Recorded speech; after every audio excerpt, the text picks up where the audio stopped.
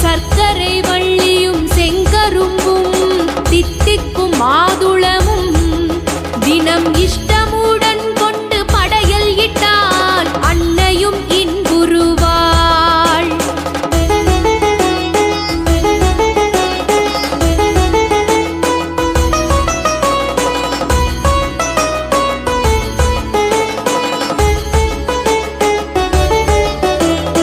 அண்டி வருபவர் வேண்டும் வரங்களை அள்ளிக் கொடுத்திடுவாள். செவ்வரளி மலரினில் பூஜை புரிந்திட புன்னகை செய்திடுவாள். விண்ணவர் மன்னவர் வந்து வணங்கிடும் வீர